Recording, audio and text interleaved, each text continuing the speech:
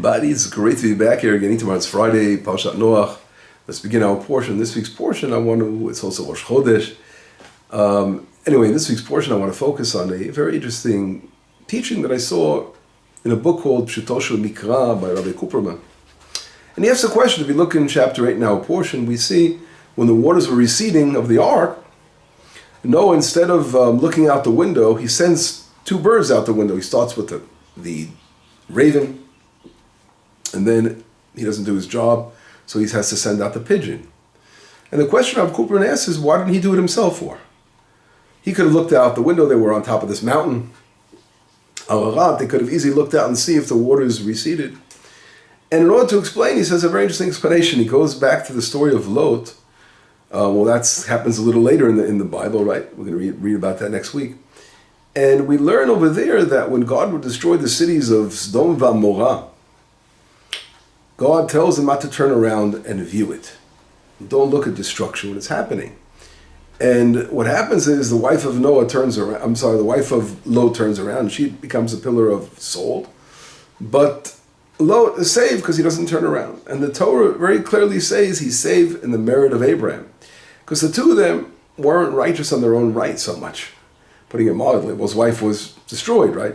But Lot himself, his merit of being saved was only based on his uncle, the merit of his great uncle. Abraham is a great man. So therefore, the simple explanation is, why weren't they allowed to view the falling of Sodom and Gomorrah, to watch evil be destroyed, was because they themselves should have been all part of that. And the fact that Lot was saved and his daughters was not on the merit of themselves. And therefore they weren't allowed to look. Because what are you looking at other people being destroyed? You have partaken in the past in similar kind of things. And therefore you're not deserving of that. Interesting explanation.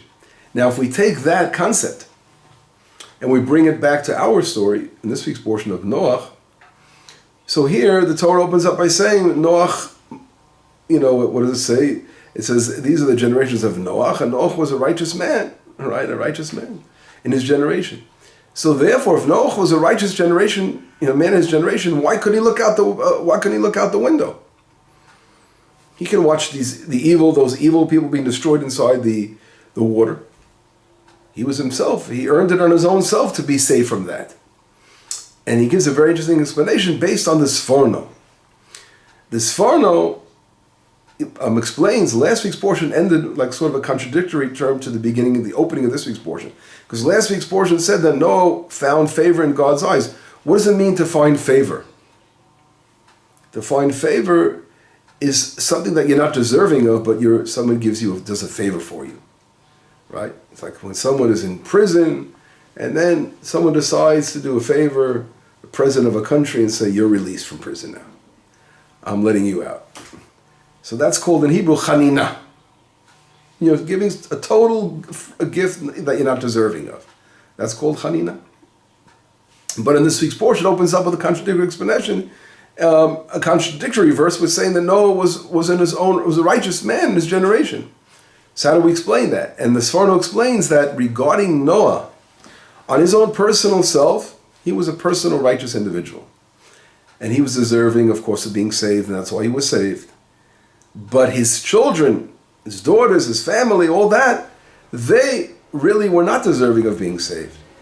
And they were saved only as a gift to Noah, and that was a gift called chanina, a total gift of not really, just like Lot, that same gift he had.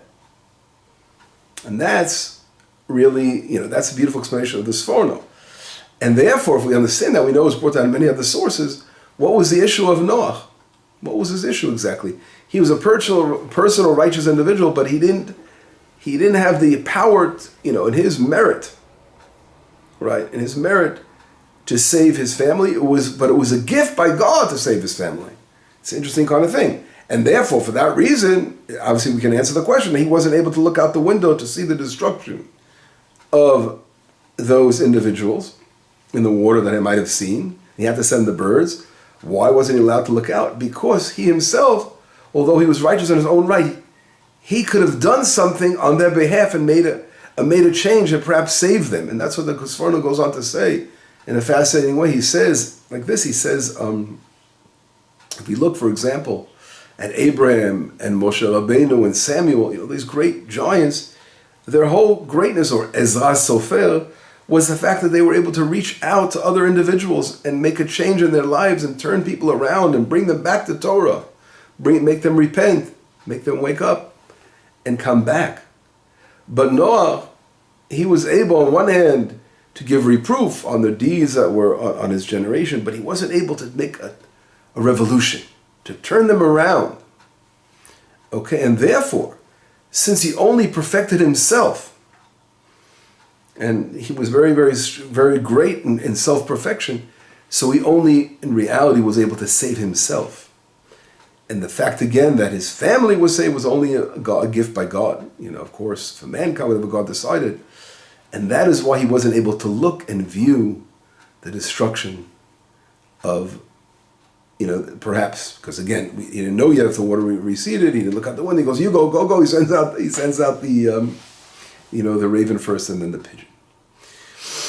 And if we just add to this great idea, which is really very interesting, extremely interesting concept and idea, is that in life, and this is really we see in our lifetime, a person, as we go through this world and the historical process of history for mankind for all these years and what we have to do, every person his own personal life, we have to take this to our hearts and realize, look at ourselves and say, where do we stand today? Are we personal righteous individuals? Some people haven't even reached, a level that they're on that level of being personal. They're like the Stomites and the Amorites. They still, God forbid. But in reality, every individual really is God-fearing and works on himself, and they feel that they've, come to a certain level of divine, fear and serving God. But in reality, we learn here it's not enough. A lot of times it's very simple for us to close our doors of our homes and not look what's going on the outside. Just close the ark and don't look outside the ark. But here, the great lesson that we're being taught over here is that we have to look outside. If you're okay in your home and everything is good, is well with you, it doesn't mean that your neighbor's okay.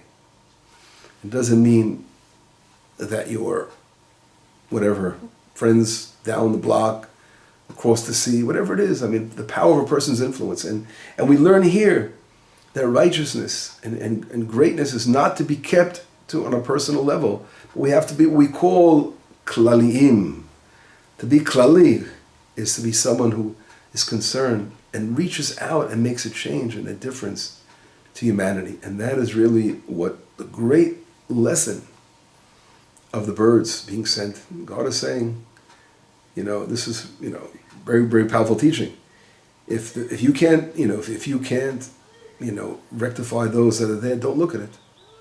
You shouldn't gloat in their destruction, because when you're seeing, an enemy going down, wow, you love that. But no, maybe there's something, a flaw within you. And therefore you should be looking at that now. What did you do wrong that generation is now being destroyed? Maybe you could have turned that generation around and turned them into righteous individuals. So you have to always remember that the number one goal of every one of us is to try to influence others. Once we've reached a certain level of perfection, of goodness, we have to try to reach out to others and make sure we're helping others. That's the most important thing in this world. And that's the great difference we're going to see in next week's portion when Abraham comes along. Abraham is exactly, everything about that individual is caring about others, running out. And we're going to learn about how he runs out and looking to bring people into his tent to do love and kindness and rescuing Lot, who's kidnapped. Everything about Abraham, his whole life is reaching out to the nations and being a father of the nations. It's just doing that kind of work of caring about other individuals. And in a way that you're going to make a difference. And we call Mesiut Nefesh, going all the way. Everything you can in your power to make that change. And that great lesson we have to take to hearts, my dear friends, that everyone on their level, let them reach out, open your door, open your window, and look and see what you can do to help your neighbor. Shabbat Shalom, Besorot Tovot, Yeshuot, V'Nechamot.